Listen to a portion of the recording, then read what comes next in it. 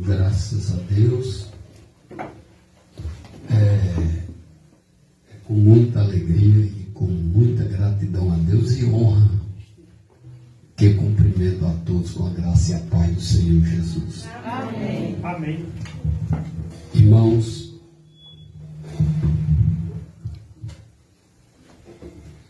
eu sei que já estamos bastante adiantado nesta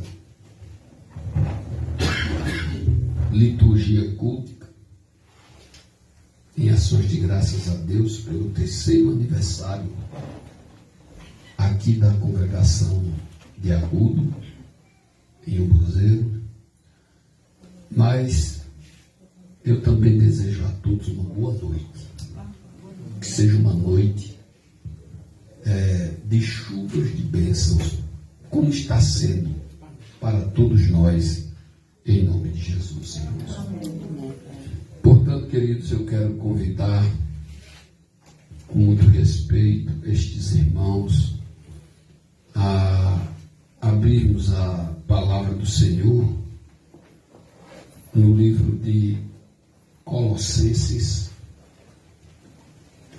Essa carta, essa epístola, ela foi escrita pelo apóstolo Paulo. E ao abrir neste livro, nesta epístola, vamos para o capítulo 1, capítulo 1, do versículo 13 ao versículo de número 23. São exatamente 10 versículos que nós vamos, na dependência do Senhor, discorrer essa ministração. Colossenses capítulo 1, do 13 ao 23. Amém, irmãos? Amém. Leiamos o que nos diz a palavra do Senhor.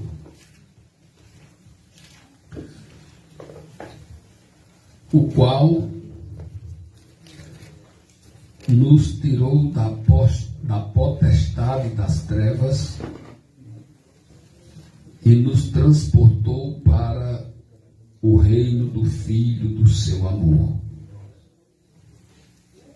em quem temos a redenção pelo seu sangue, a saber, a remissão dos pecados, o qual é a imagem do Deus invisível, o primogênito de toda a criação. Porque nele foram criadas todas as coisas que há nos céus e na terra, visíveis e invisíveis, sejam tronos, sejam dominações, sejam principados, sejam potestades. Tudo foi criado por ele e para ele. E ele é antes de todas as coisas. E todas as coisas subsistem por ele. E ele é a cabeça do corpo, da igreja. É o princípio e o primogênito dentre os mortos, para que em tudo tenha a preeminência. Porque foi do agrado do Pai que toda a plenitude nele habitasse, e que, havendo por ele feito a paz pelo sangue da sua cruz, por meio dele reconciliasse consigo mesmo todas as coisas, quanto às que estão na terra, como as que estão nos céus. A vós também, que noutro tempo éreis estranhos e inimigos no entendimento pelas vossas obras más, agora, contudo, vos reconciliou no corpo da sua carne pela morte, para perante ele vos apresentar santos, irrepreensíveis e inculpáveis,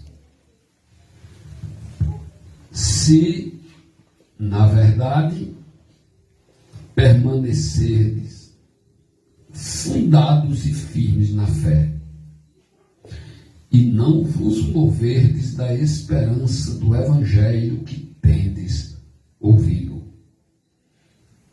o qual foi pregado a toda criatura que há debaixo do céu, e do qual eu, Paulo, estou feito ministro. Amém? Amém.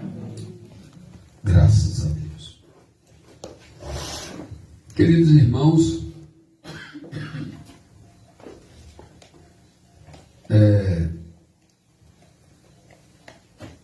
eu quero inicialmente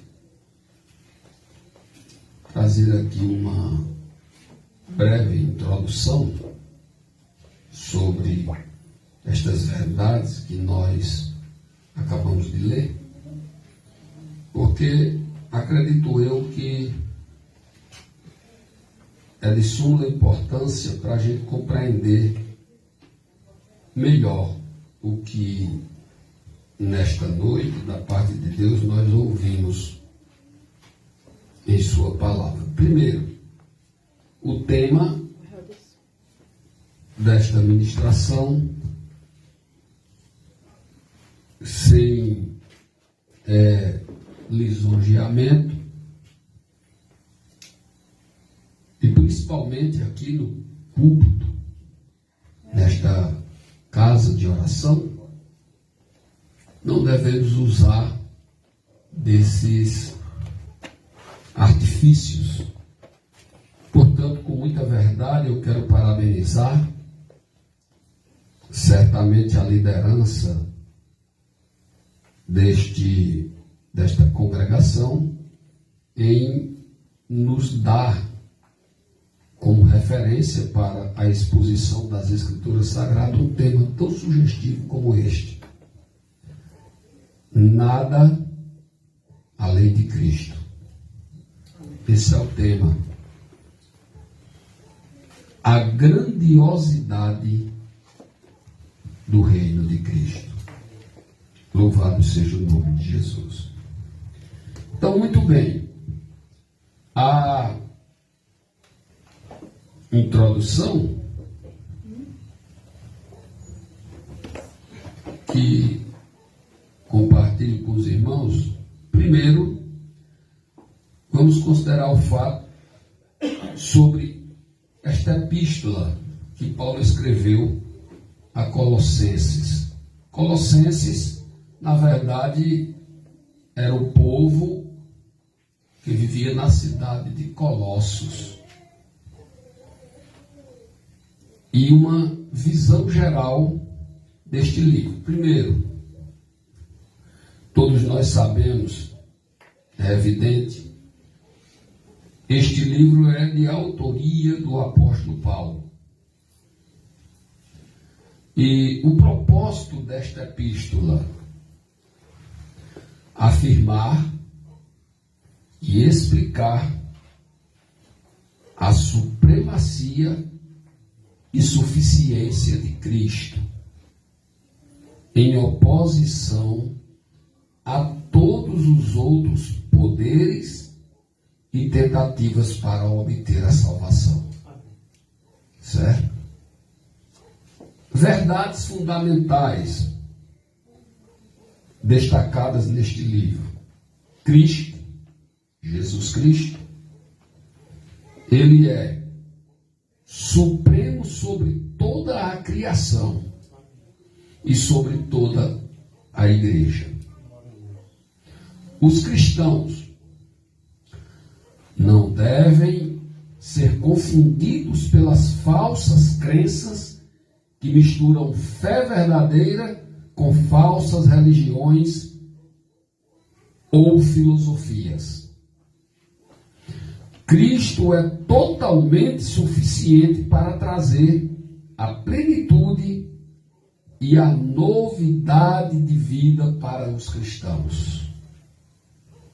Os cristãos devem viver na dependência de Jesus Cristo e não de outros poderes. Amém? Amém? Então são algumas verdades fundamentais encontradas neste livro. E eu confesso aos irmãos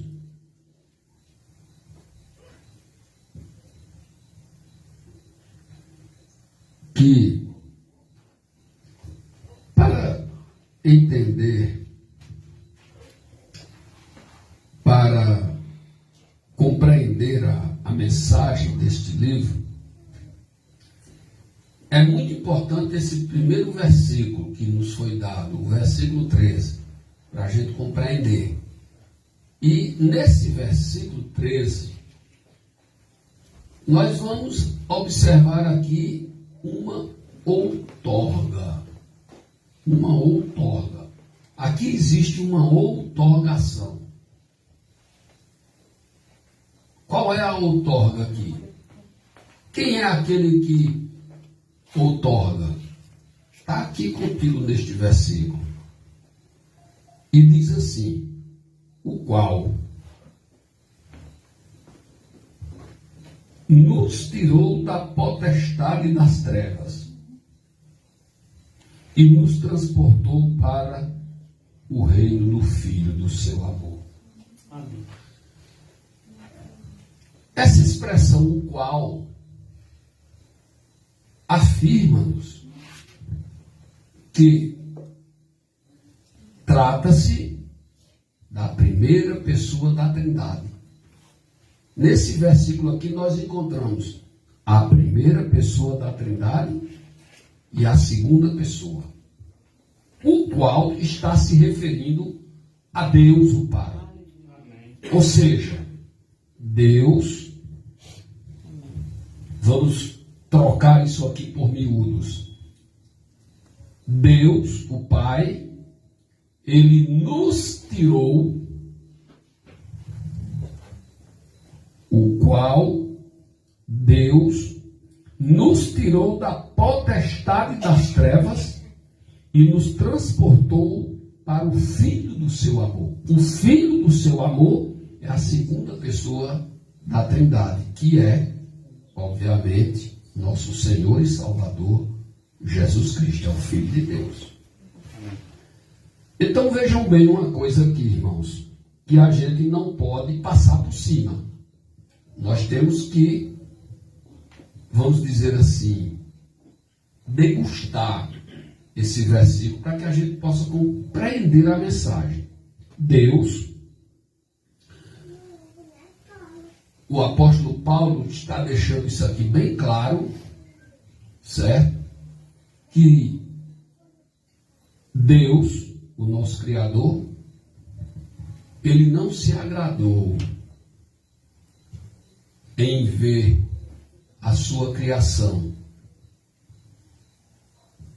toda a sua criação,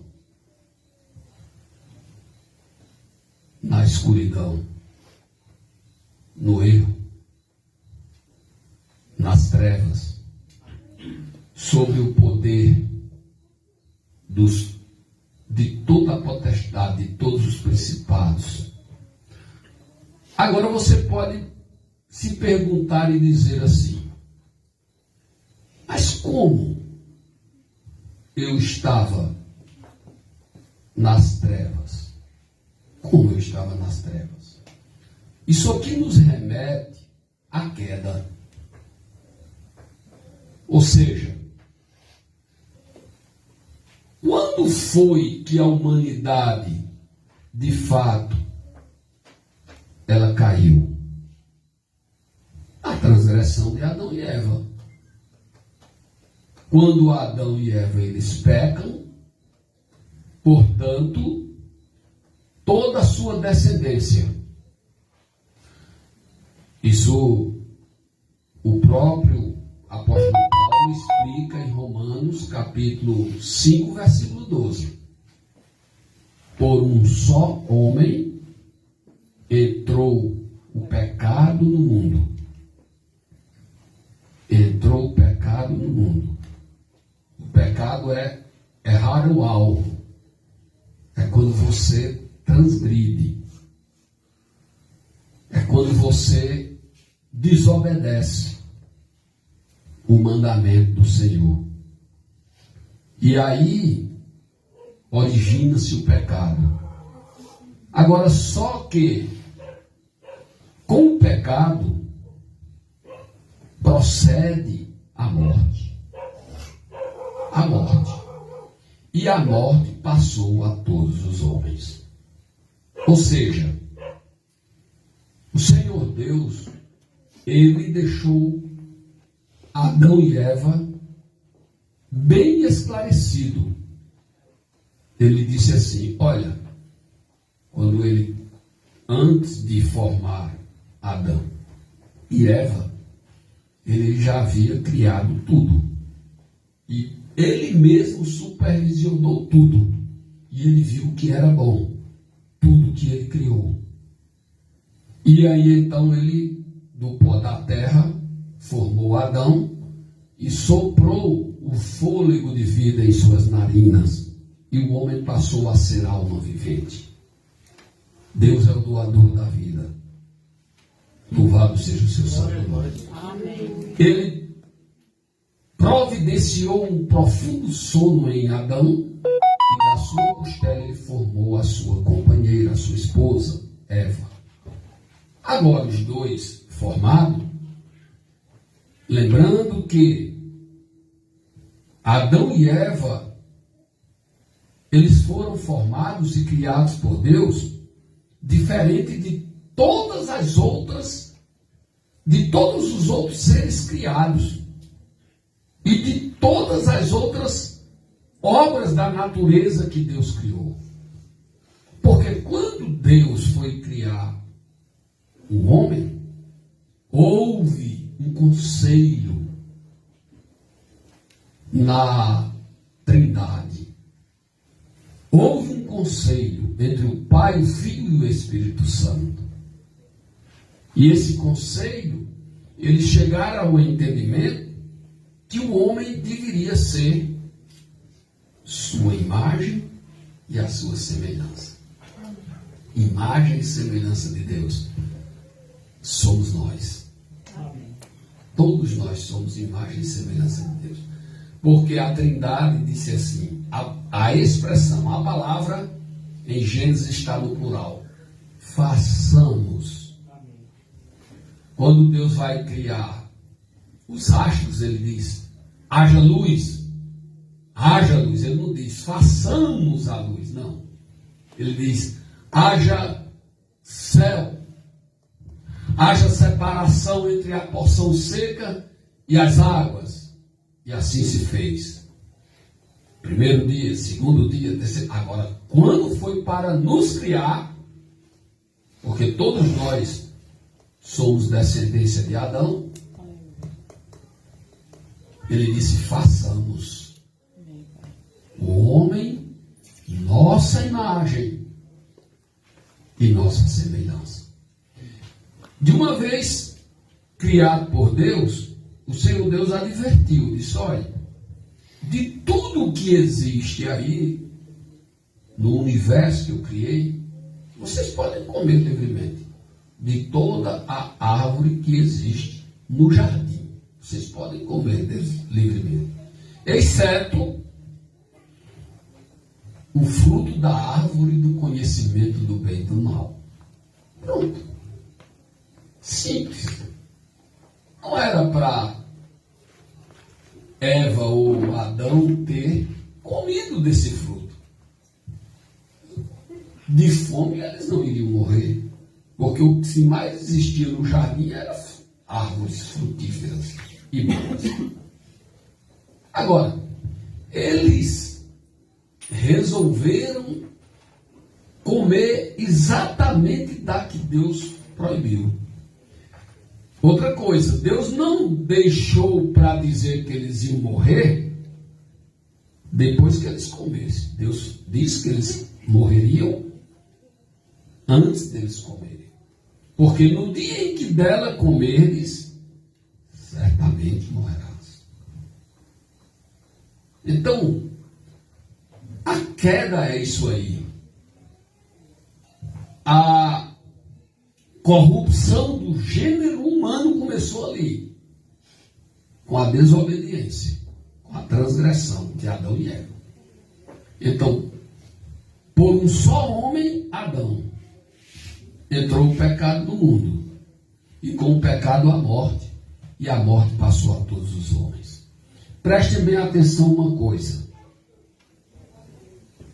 de Adão até Jesus Cristo,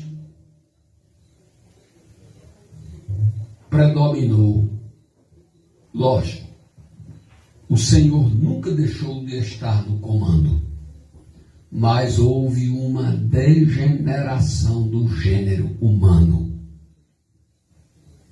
Caso contrário, não havia necessidade do Senhor mandar seu Filho Jesus.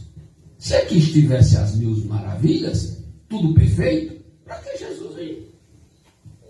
Ora, o Senhor Jesus foi enviado por Deus o Pai exatamente porque estava tudo pelo avesso aqui. A sua criação. Este homem que foi criado por Deus para ser sua imagem e a sua semelhança, há muito que havia perdido este referencial. Portanto, isto é, simplificando, o que Paulo está dizendo aqui: reino das trevas. Ele nos tirou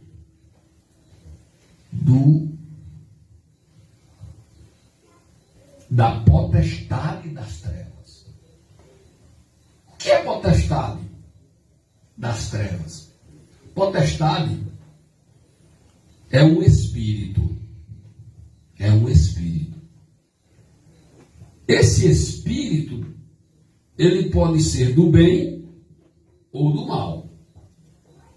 O que vai nos levar a entender se ele é do bem é o texto, ou se também ele é do mal, é o texto. Nesse versículo 13 aqui, essa potestade é do mal, potestade das trevas, potestade da escuridão. Trevas é escuridão. Trevas significa atolado no pecado, erro, continuadamente. O que você possa imaginar de horrível,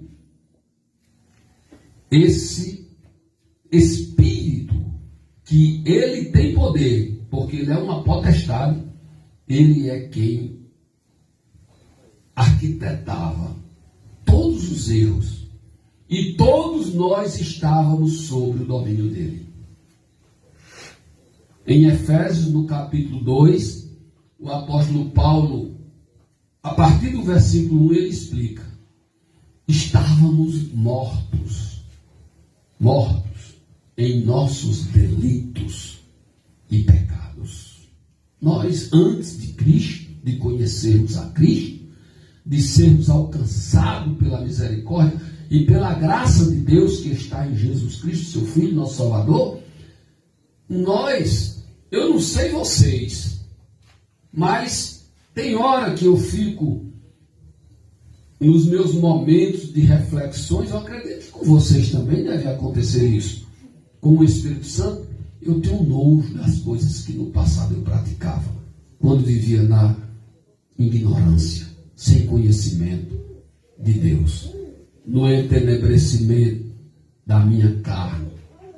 Eu tenho nojo do que eu fazia.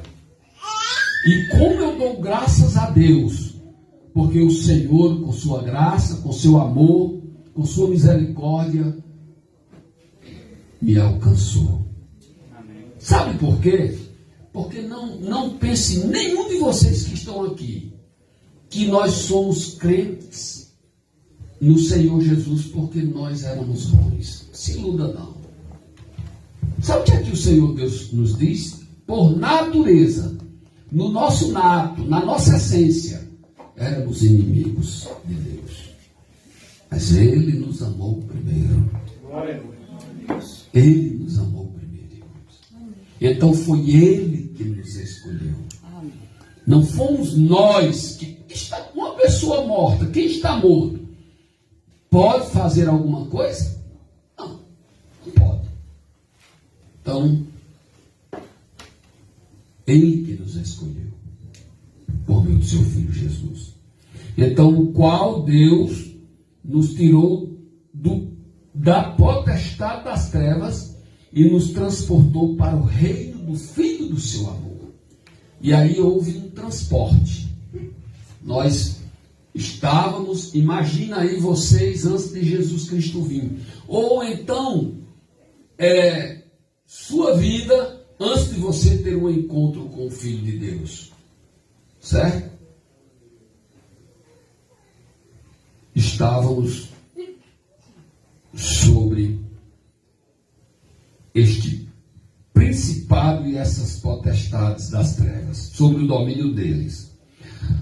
O versículo 14 diz assim, a respeito do Filho, primeiro é o qual, no versículo 13, Deus viu, e Deus usou de misericórdia, e Deus mandou Jesus com um propósito, com uma missão, de nos salvar, de tornar-se o nosso advogado, de dar a sua vida por nós, de ser morto em nosso lugar, um sacrifício substitutivo.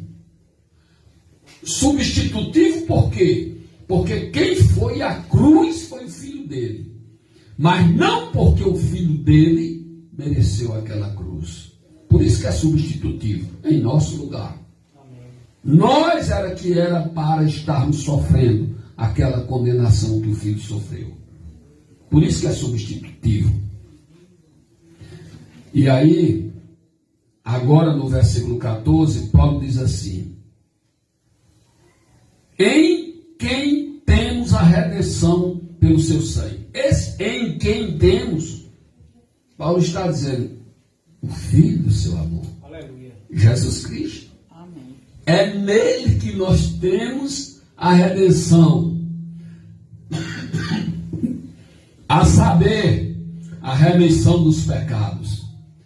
Esse transporte que Paulo se refere, que Deus, Ele nos tirou do poder desse espírito das trevas que arquitetava todas as tentações para nos fazer errar o alvo, nos enganando.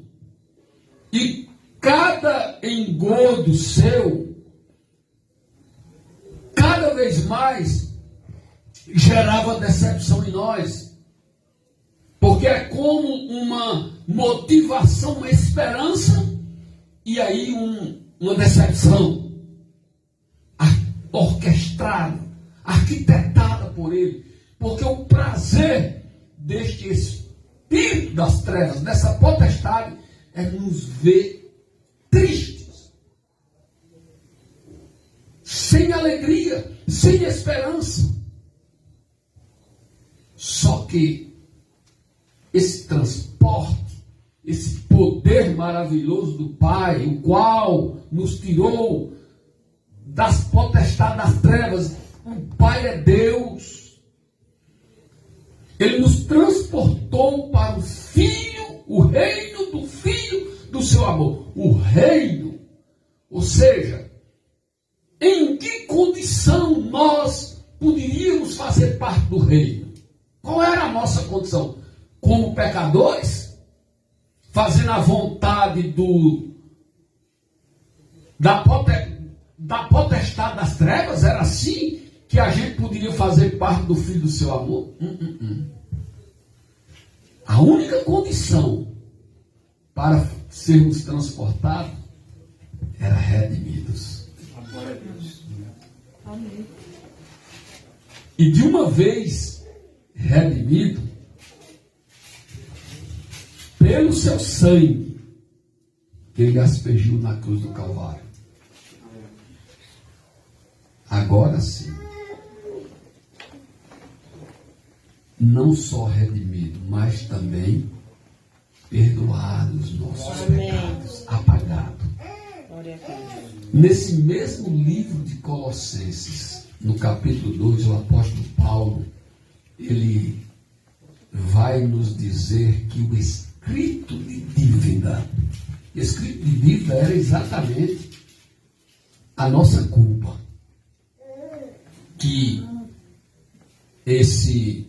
essa potestade das trevas sempre nos apresentava: olha, você fez isso. Não tem coisa pior, irmãos, para o ser humano do que ele ter cometido uma falha e o acusador dizer: você fez, você errou. E aí vem remorso, vem tristeza, vem culpa, né? Mas Jesus, ele rasgou esse escrito de dívida que por natureza era contrário a nós. Então, esse transporte, nós passamos, ingressamos, entramos no reino de Jesus Cristo. A única condição para nós fazermos parte do seu reino era redimido e perdoados os nossos pecados. Caso contrário, pecador não entra no céu, querido. Pecador não entra no céu. Agora vejam bem uma coisa. Você pode dizer assim: pastor, mas eu continuo sujeito ao pecado. Sim, continuamos. Mas você tem autoridade concedida pelo Espírito Santo de Deus para você resistir à tentação. Você pode até ser tentado. Agora você peca se você quiser. Não venha me dizer: ah, não, a carne é fraca, né? Eu sou tentado de um jeito, eu sou tentado de outro, é difícil. Porém, o Espírito é forte. O Espírito é forte. Você andando no Espírito, você sujeita a carne à vontade do Espírito. O apóstolo Tiago, ele diz assim: bem-aventurado o varão que é tentado. Oxe, peraí. E é bom para a minha vida eu ser tentado? Eu quero lá a tentação. A oração modelo que Jesus ensinou diz assim: livra-nos de toda a tentação, né? Pai, livra-nos. No contexto da oração, o Senhor Jesus, ele diz: livrai-nos de todas as tentações. É Deus quem nos livra das tentações. Mas Tiago diz que você é um bem-aventurado quando você é tentado. Sabe por quê? Eis aí porque Tiago chama-nos de bem-aventurado quando nós somos tentados. Porque quando você resiste à tentação, aí você venceu, passou pela prova, e você se torna forte no Senhor. Você torna-se forte em Cristo. E tantas e quantas outras vier pela frente, baseado naquela que você resistiu, submetendo-se ao poder de Deus, pelo Espírito Santo que lhe foi dado, você está mais forte. Então você se considere bem-aventurado quando for tentado, porque você passa pela tentação. Então esse transporte aqui, de que Jesus, o apóstolo Paulo, nos conscientiza, é exatamente porque nós já fomos redimidos e já fomos houve a remissão dos nossos pecados. Ou seja, queridos, não depende da sua obra. Depende do que Jesus fez por você. Porque sois salvos pela graça, mediante a fé. E isto não vem de vós, é dom de Deus. Então é a graça que nos santifica, que nos redime, que nos renova. A mente, ela pode até ser tentar ser atraída pelas ofertas de Satanás. Mas o que Cristo fez por nós, aquilo que nós já o confessamos, aquilo está registrado nos reinos dos céus e não tem no mundo quem apague. Eu não sei se vocês sabem, mas no estabelecimento do grande trono branco, no juízo final, no destino eterno do homem, céu ou inferno, você sabe que vão ser abertos livros que constam tudo que nós fizemos aqui no período do curso da nossa vida. Ninguém vai poder dizer, não, eu não fiz isso. Você não vai poder chamar Deus de mentiroso, meu irmão. Ah, você não fez não?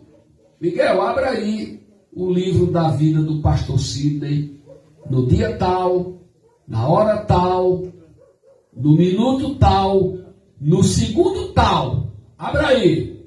Aí ele vai abrir lá o livro e eu vou ver o filme da minha vida. Senhor, me perdoe. Realmente eu estava equivocado. Eu fiz isso aí. E esses livros vão ser abertos. E neles estão escritas as obras de todas as criaturas, de todos os filhos de Deus. Mas diz o texto, porque Cristo mostrou a João, para nossa felicidade, e tudo que João viu, ele escreveu, diz o texto, que outro livro será aberto, o da vida. Além desses livros que estão escritos, todas as nossas obras, outro livro será aberto. E João diz o da vida. E aquele que não foi achado escrito no livro da vida, será lançado no lago que arde de fogo e de enxofre. Ou seja, esse livro da vida, o nome que nele estarão escritos, não são por causa das obras. Foram certamente os mais perversos, os maiores pecadores, mas eles não encontraram a justificação para os seus erros e pecados em suas próprias obras, mas no sangue de Jesus. Amém. E Jesus escreveu o nome dos que creram nele. Então, se você entende o que eu estou dizendo, queridos, talvez você diga, mas Senhor, por que é que eu erro tanto? Tá, é porque nós somos tentados mesmo, nós estamos aqui no mundo nos aperfeiçoando. Porém, o teu nome já está escrito lá, mediante a tua confissão. Aquele dia que você creu e que você confessou e que você publicamente disse que Jesus passou a ser o Senhor da sua vida. Foi neste dia que Jesus escreveu o seu nome lá no livro da vida. E não tem quem apague. Eu não quero estimular aqui ninguém a pecar. Não estou aqui para isso. Mas o pecado na vida do cristão é um acidente.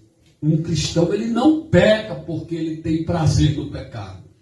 Fugiu todas as possibilidades e ele pecou. Então é tipo uma batida de carro. Ninguém bate um carro porque quer. É porque alguém entrou na contramão e de repente houve a batida. Então é um acidente na vida do crente. Porém, ele não perde a salvação. Ele tem um advogado justo diante do Pai. Com humildade. ele recorra ao Pai, peça perdão, e a sua graça e a sua misericórdia continua alcançando este pecador. Amém. Esse transporte, irmãos, exatamente a fazermos parte do reino do Filho do seu amor, é como eu falei no início, não entra pecador. Por quê? Porque já foram justificados.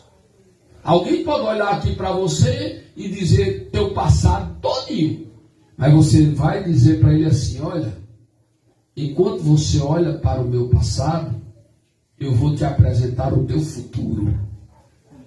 Se tu não te converteres dos teus maus caminhos, só tem uma dispensação para ti. O meu passado, Jesus, ele já apagou. Todos aqueles que estão em Jesus Cristo, nova criatura é, e as coisas velhas já passaram, e eis que tudo se fez novo. Então, se você pode até olhar para o meu passado, mas eu não sou mais aquele velho homem, aquela velha mulher. Jesus transformou a minha vida. O meu passado não me acusa mais, porque o meu Senhor me redimiu e me perdoou das minhas ignorâncias, quando eu não tinha conhecimento sobre a sua salvação. Portanto, irmãos, este é o reino do Filho do seu amor. Louvado seja o nome de Jesus. Aí, em quem temos a redenção, o qual, em quem, esse quem é o Filho do seu amor, o qual, o próprio Jesus Cristo, é a imagem do Deus invisível. Meu Deus, a imagem do Deus invisível, o primogênito de toda a criação. Então, Jesus, ele é a imagem do Deus invisível. Ou seja, o Deus que nós não víamos, ele era invisível. Moisés certa vez disse: Senhor, deixa eu ver a tua face. Ao Senhor Deus disse: fica ali naquela penha ali, na lasca daquela penha ali, porque eu vou passar e ver se tu consegue me ver. Aí Deus passa. Quando Deus passa, Moisés vê só as costas de Deus, não vê o seu rosto. Mas o rosto de Deus foi revelado. Como, pastor? E o Verbo se fez carne e habitou entre nós. E vimos a sua glória, como a glória do unigênito do Filho do Pai. Amém. Ou seja, Jesus Cristo, queridos, ele é a personificação de Deus entre os homens. Você consegue ver Deus. Eu consigo ver Deus. O Filho. Lembra que certa vez em um diálogo com os apóstolos, Dídimo, Tomé, questionou Jesus. Jesus estava ilustrando o ministério do Espírito Santo. E Tomé disse: Senhor, mostra-nos o Pai, e isso nos basta. Ou seja, tudo isso que você está conversando aí, dispense, eu quero ver Deus. Aí Jesus Cristo disse: Tomé, como é que você diz, mostra-nos o Pai? Esses anos todos que eu estou com vocês, e vocês ainda dizem, mostra-nos o Pai. Quem me vê, vê o Pai. Entende? Jesus é a imagem de Deus. Ele é o próprio Deus encarnado, andando entre os homens, vivendo entre os homens, fazendo a obra de Deus entre os homens. Como é que eu não posso ver Deus? Como é que eu posso dizer, eu não creio que Deus existe? Se Jesus, ele é a imagem de Deus. Ele é Deus homem e ao mesmo tempo ele é o homem Deus. Ele é 100% homem e ele é 100% Deus. Louvado seja o seu santo nome. Como homem, ele teve as mesmas necessidades que eu e você e nós temos. Foi tentado com as mesmas dimensões e profundidade que nós somos tentados.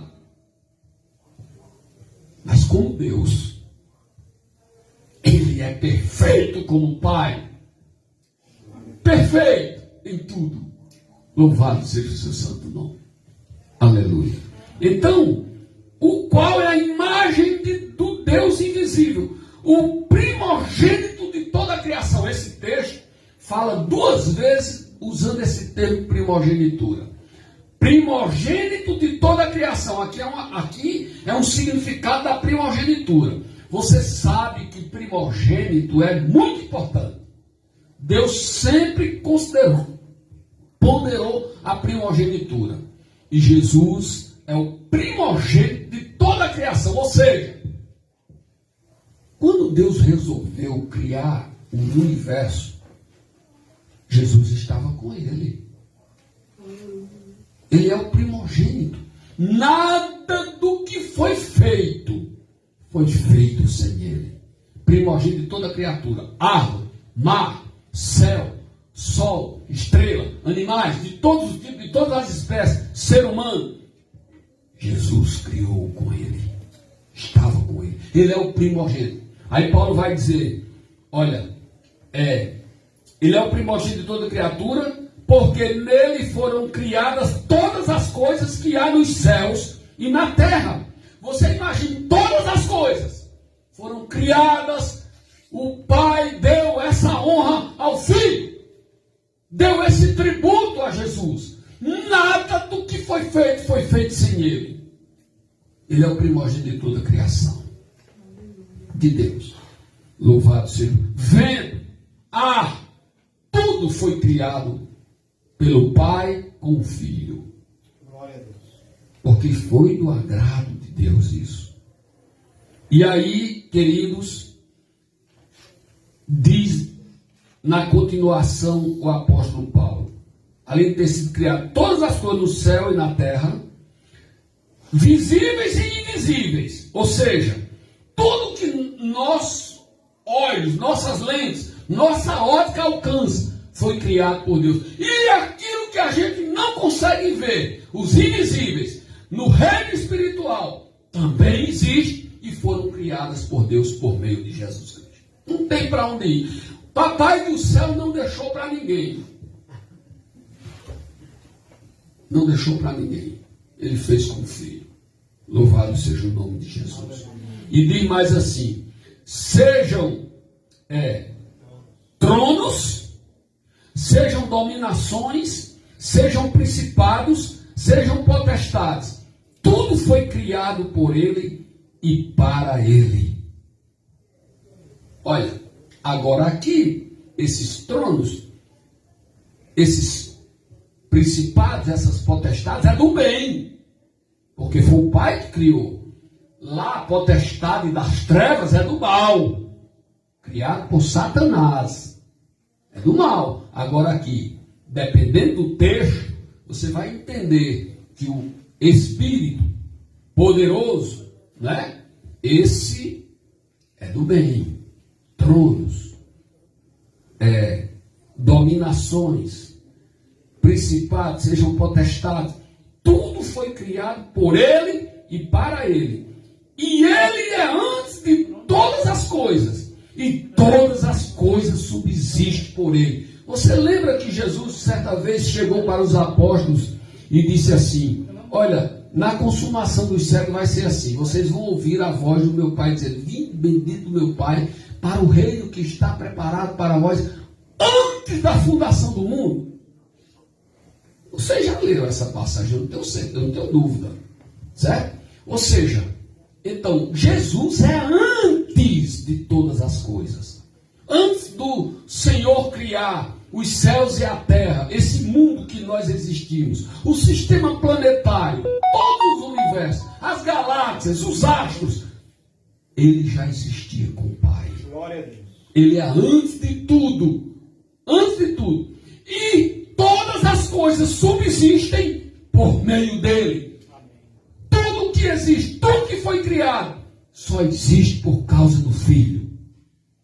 É muito poder. Isso chama-se primogenitura. Não foi ninguém. Não foi os arcanjos, não foi os serafins, os terafins, não foi os patriarcas, não foram os profetas, não foram os apóstolos. Foi o Filho. Amém. Não foi a igreja, foi o Filho. Glória a Deus. Embora ele ame todas as outras essas criações. Mas foi o Filho.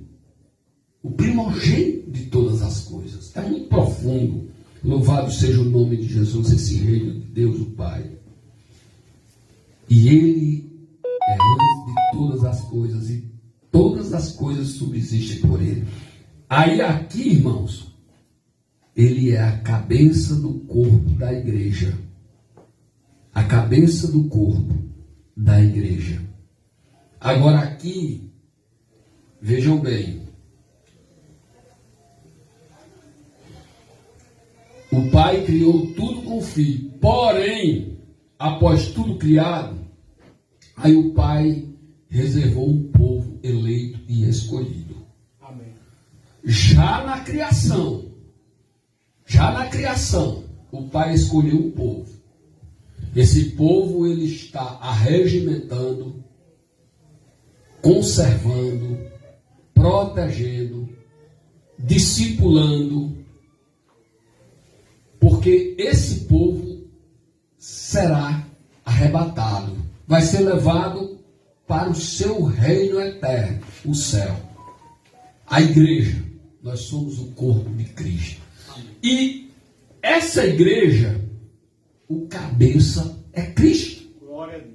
É Cristo. O cabeça é Cristo. Ou seja, ele é quem lidera, ele é quem comanda, ele é quem ensina. Louvado seja o nome de Jesus. Esse povo eleito, a igreja. Aí aqui veja, ele fala novamente da primogenitura. Ele é a cabeça do corpo da igreja. É o princípio e o primogênito dentre os mortos, para que em tudo tenha a preeminência. Você sabe o que é agora o significado dessa primogenitura aqui? Aqui já é dos redimidos. O primogênito da criação foi quando Deus criou tudo. Mundo, astros, como eu falei. E agora, o princípio da primogenitura, ele é o cabeça da igreja, o princípio de tudo. O primogênito, sabe o que é isso aqui? O primeiro a inaugurar a vida após a morte. Aleluia. Foi Jesus. Sabia disso? Você talvez diga assim, mas pastor, mas Lázaro, o próprio Jesus ressuscitou Lázaro. Sim, ressuscitou, você está certo. Mas Lázaro depois morreu. Lázaro morreu, o Senhor Jesus ressuscitou, alegrou Marta e Maria e os amigos. E ele também se alegrou.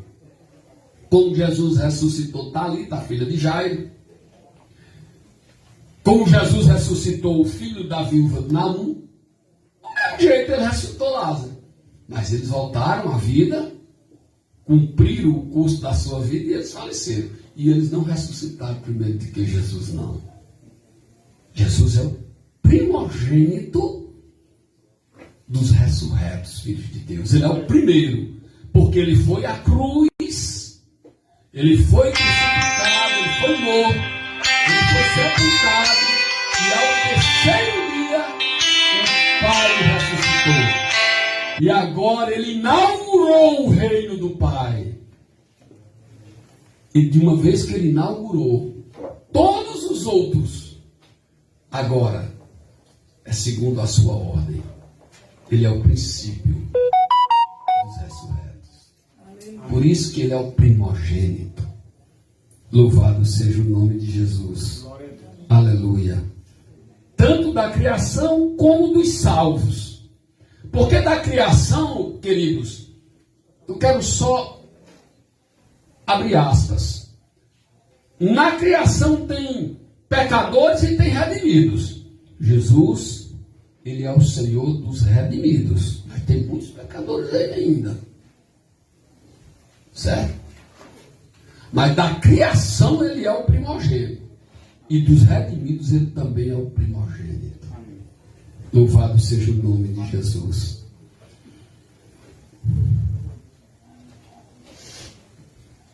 Porque foi do agrado do Pai que toda a plenitude nele habitasse. Está vendo? É determinação do Pai que toda a plenitude nele habitasse em Jesus. E que, havendo por ele feito a paz, pelo sangue da sua cruz, por meio dele reconciliasse consigo mesmo todas as coisas, tanto as que estão na terra, como as que estão nos céus. Ou seja, por meio de Jesus, pelo sangue da sua cruz, nós encontramos a paz. E por meio dele reconciliar-se consigo mesmo todas as coisas. Todas as coisas. Tanto as que estão na terra como as que estão nos céus. Aí o versículo 21 diz assim: a vós também. A vós também. Aí aqui é para mim e para você. Paulo estava falando aos colossenses, aos cristãos de Colossos. Mas aqui, como o mesmo Deus de Paulo é o nosso, Paulo passou, os colossenses passaram, mas os de agudo estão aqui. Amém. Os remidos de um buzeiro estão aqui presentes. A vós também. Para mim e para você. O Senhor diz assim: a vós também, que noutro tempo eres estranhos e inimigos no entendimento pelas vossas obras más, agora contudo vos reconciliou. Nós éramos estranhos, irmão. Estranho. O que é uma pessoa estranha? Chega alguém aqui, japonês, aqui em Agudo, vou nem me referir lá em museu, mas chega aqui em Agudo, para ver se você não vai perceber que aquele cara não é daqui. Você sabe logo, ele não é daqui. Nunca vi esse cara aqui. E quando você não conhece ele é um estranho para você, você não vai se abrir para um estranho. Você não vai confiar no estranho. Você vai conhecer, procurar. É assim, todo por dentro. Primeiro você vai conhecer para saber se ele é digno da sua confiança. Se você perceber que ele é iníquo, você não quer nem conversa com ele. Então nós éramos estranhos para Deus. Éramos estranhos. E por que nós éramos estranhos e inimigos? Inimigos no entendimento pelas vossas obras más. Pelas vossas obras más. Isso aqui não é só uma questão. O japonês, você nem sabe se ele era do bem ou do mal. Porque você viu ele um dia aqui. Você não sabe se ele cometeu algum homicídio ou se ele era uma pessoa do bem. É até precipitação julgar alguém só pelo olhar. Mas aqui não. A palavra está dizendo que minhas obras e as suas obras eram más. Nós não fazíamos nada que agradasse a Deus. Éramos más, irmãos. Nossas obras. E é por isso que nós éramos estranhos. É aquele reino da potestade das trevas. Você não fazia nada que agradasse a Deus. Você era um estranho. Seus próprios atos testemunhavam contra você. Meus próprios atos comprovavam que eu era inimigo de Deus. Não é porque eu fui conhecido por Deus naquele dia. Não. Uma história já existia de erro, de inconsequências, de delinquências. E isso me colocou em uma condição de estranho, de desconhecido por Deus. Agora, a boa notícia é essa. Mas agora, vos reconciliar. Aleluia. Essa é a grande notícia. Porque Jesus Cristo, Ele nos reconciliou com Deus. Glória a Deus. Todas essas obras más, o Pai não se lembra mais, irmãos. Miqueias diz que os nossos pecados foram jogados por Deus no mar do esquecimento. Meu Deus. Essa expressão é uma metáfora, lógico, para a gente poder entender. Você sabe que na vida real, nenhum homem, nenhum navegador, nem o submarino consegue chegar no meio do mar, e no meio do mar ele não consegue chegar no fundo desse mar que Deus criou. Agora vá procurar o teu pecado lá no meio do mar que Deus jogou, para ver se tu encontra. Então foi lá que está os teus pecados, porque Deus não se lembra mais. Você se reconciliou com Deus. Eu sou reconciliado com Deus pelo que Jesus Cristo fez na cruz do Calvário. Louvado seja o nome de Jesus. E Jesus fez isso no corpo da sua carne. Ou seja, essa reconciliação, ela não é hipotética, ela é real. Ela não é imaginária, ela é real. Porque foi no corpo. Quando diz aqui carne, é na pessoa de Cristo que Deus fez isso, essa reconciliação. A saber, 1 Coríntios 5,19, Deus estava em Cristo, reconciliando consigo mesmo o mundo e não imputando os seus pecados. Ou seja, quando Jesus está ali no Gólgota e que vai dar o seu último suspiro, ele diz assim, tetelestai, em grego, que significa dizer, está consumado.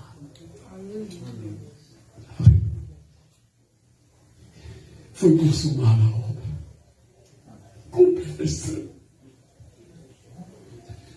Nosso Senhor foi extraordinário. Ele diz, ninguém me acusa de pecado. Ninguém. Meu Jesus, que Deus tremendo. E ele vai ao Gólgota. Pai, se tu queres, afasta de mim este cálice. Talvez alguém diga assim, até Jesus temeu a morte. Mas quem diz isso, esquece que ele diz, contudo, não seja como eu quero, mas que seja feita a tua vontade. Se a tua vontade é que eu tenha que beber o cálice desses pecadores, para que eu me torne igual a eles, para que eles sejam perdoados e redimidos, que assim seja, Pai. Eu vou tomar esse cálice do pecado, mesmo eu sendo santo, perfeito, igual a ti, porque tu não vê o pecado nem de longe, e eu sendo igual a ti, mas eu vou me tornar o mais vil pecador, porque eu vou me tornar igual a ele lá na cruz, porém, para redimi-lo, para perdoá-lo, para salvá-lo, que seja feita a tua vontade, Pai. E ele lá no Gólgota, ele diz, está consumado. Ele cumpriu tudo e nos deu a salvação e nos reconciliou através da crucificação do corpo da sua carne pela sua morte, para perante ele, o próprio Cristo, vos apresentar santos. Está vendo aí? irrepreensíveis e inculpáveis. De uma vez que cremos, que aceitamos Cristo como nosso único e suficiente Salvador, aí agora vamos nos encontrar com o que é perfeito, mas agora sem pecado, igual a Ele. Ele de fato, Ele não nos perdoou, Ele nos justificou, então nós vamos ao encontro dele como Ele é, lavado e remido pelo seu sangue, justificados, santos, irrepreensíveis. Nós vamos nos encontrar diante dele. Aí aqui eu quero saber se todos que estão aqui nesta noite são cristãos, ou existe alguém que ainda não fez sua pública decisão diante do Senhor Jesus. Há alguém aqui no nosso meio que ainda não confessou Cristo como Senhor e Salvador da sua vida? Pois muito bem, ao que me consta, todos são cristãos. Agora, isso só acontecerá na sua vida, veja o que Paulo diz no versículo 21. Se na verdade,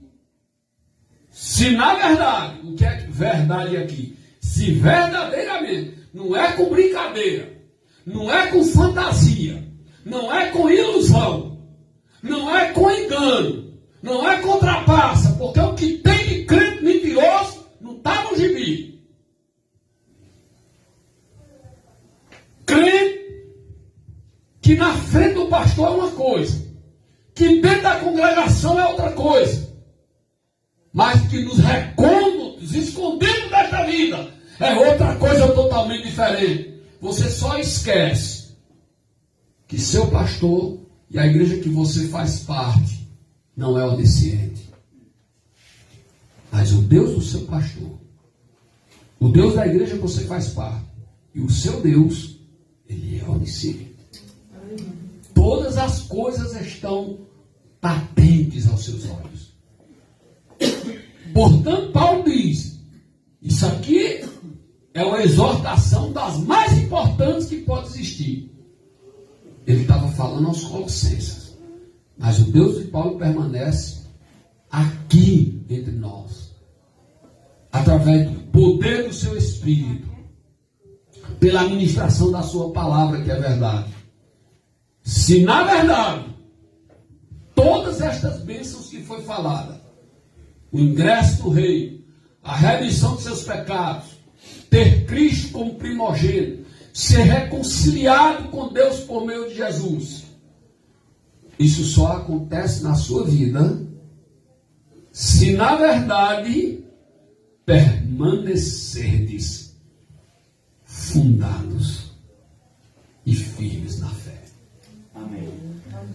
Meus irmãos, com toda sinceridade, aqui não tem espaço para possibilidade, para meu termo, para quem está em cima do muro, para quem eu não sei. Você é salvo? Não, só Deus é que sabe. Não, que não existe espaço para dúvida. Só se você estiver na verdade, e Jesus Cristo diz, eu sou a verdade, o caminho e a vida. O próprio Jesus Cristo diz, e conhecereis a verdade, e a verdade vos libertará. Portanto, se nós estamos em Cristo, aí de fato, permaneceres fundados e firmes na fé, e não vos moverdes. Você sabe o que é? Não vos moverdes da esperança? Você sabe o que é? É não aceitar nenhuma outra proposta, nem de filosofias, nem de ciência, nem muito menos de religião, a não ser, olha o que Paulo diz,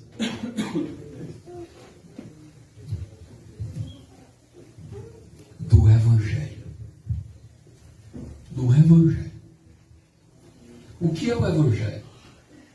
O Evangelho é isso que eu estou pregando, né? As boas novas. Que nós somos obrigados a veicular, a proclamar a todos que escutam a palavra de Deus, aos homens de boa vontade.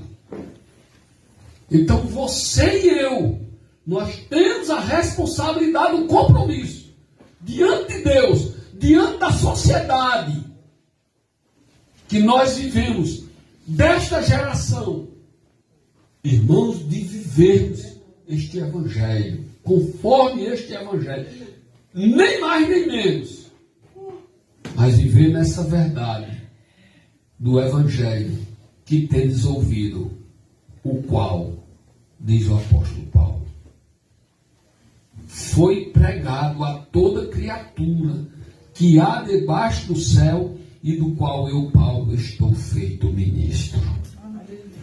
Isso aqui é uma exortação, queridos, e nós concluímos aqui esta palavra. Não existe nada mais extraordinário do que a obra da redenção que Deus fez por todos nós por meio de seu Filho Jesus. Mas isso implica também em um grande compromisso, queridos. Não é oba-oba, não. Não é oba-oba, não, queridos. Aqui não é lugar de oba-oba. Servir a Deus, eu não digo aqui me referindo a essa casa de oração, não. Eu estou dizendo aqui neste mundo, porque agora você é povo de Deus. Você é filho de Deus, você é lavado e remido pelo sangue de Jesus. Você é a igreja. Nós somos o corpo de Cristo. Amém.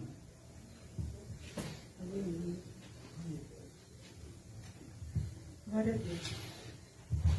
Vocês não queiram saber a oposição que eu enfrentei para estar aqui hoje à noite. Só Deus sabe. Mas nenhuma delas foi superior ao compromisso que eu tinha com Deus. Amém. De estar aqui. Glória a Deus. E Ele honrou para a honra e a glória de seu santo nome. Isso é a glória para Ele. Porque foi Ele que fez, Ele abriu as portas. Usou a minha digníssima amada esposa para isso. E eu quero dizer a vocês que viver com Cristo, irmãos, tem muitas bênçãos, mas não nos isenta de responsabilidade. Amém. Não brinque, não. E o melhor de tudo é a responsabilidade. Você é um empresário, você quer um funcionário relatos na sua empresa, você quer um cidadão que chegue de 10 horas, abrindo a boca, cansado, com ressaca, você quer? Ninguém quer. Ele não vai produzir. Ele não vai tratar bem sua clientela.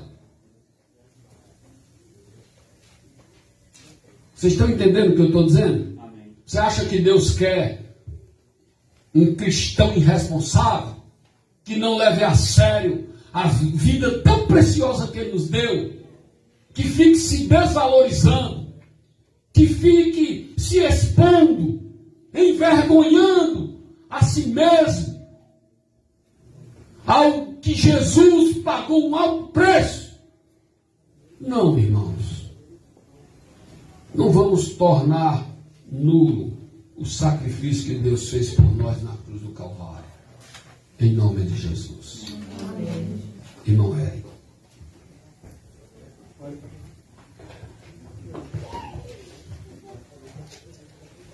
Então vamos orar. Eterno Deus, em nome de Jesus, Pai, neste momento, deste culto, desta celebração, Deus amado, talvez para outras igrejas locais, 3 anos não seja muito. Senhor, mais 3 anos. Um recém-nascido já superou muitas fases difíceis. Uma criança com 3 anos de idade, os pais já ficam mais tranquilos, segurando na sua mão.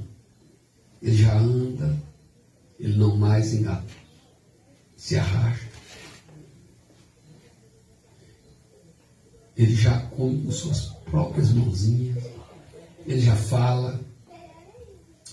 Deus, do mesmo jeito, esta congregação aqui já passou e superou tantas fases. E é motivo da gente celebrar por esses 3 anos. Acredito, Senhor, que quem alcançou os 3 anos está preparado para muitos e muitos mais. Já sabe que Tu és a verdade, Pai, imutável, o Salvador por excelência. E este é um momento, Pai, de nós Te adorarmos, pelo Senhor permitir esta congregação alcançar esses 3 anos de existência. Deus, em nome de Jesus, recebe a nossa adoração, Pai, por estes irmãos aqui, tão especial neste lugar. Senhor, eu quero, com humildade, mas com muita fé, que o Senhor faça para este povo deste lugar, como o Senhor fez para aquele aprendiz de profeta de Eliseu, para que o Senhor abra os seus olhos, os olhos espirituais. Não é que eles não estejam vendo, muito pelo contrário, Deus. Eu tenho que deixar bem claro, na minha humildade, eu te peço, Senhor, mas para que essa igreja possa visualizar a importância da Tua obra nestes anos que se seguem, Pai. Para que com esta visão do Teu reino aqui neste lugar, lhe proporcionem ampliação. Amém. Ampliação. Alargamento das tendas. Senhor, ninguém vai me convencer do contrário dos Teus planos. É inconcebível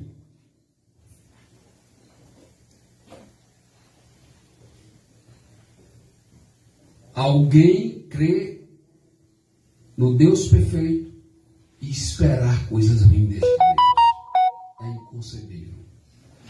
Senhor, Tu só tens bênçãos para o Teu povo, os remidos, os eleitos em Cristo Jesus. Portanto, Deus, que esta obra ela seja como aquela árvore que ela está plantada junto a ribanceiro de água. Amém. E que na estação correta dará o seu fruto. Amém. Em nome de Jesus, Pai. Amém. Graça sobre graça. Amor derramado no coração desses irmãos. Amém, Jesus. Em nome de Jesus, Pai. Seja adorado, Pai. Seja adorado, Pai. Aleluia. Em nome de Jesus. Pelos séculos dos séculos. Em nome de Jesus. Maranata. Ora vem, Senhor Jesus. Aleluia. Ora vem, Senhor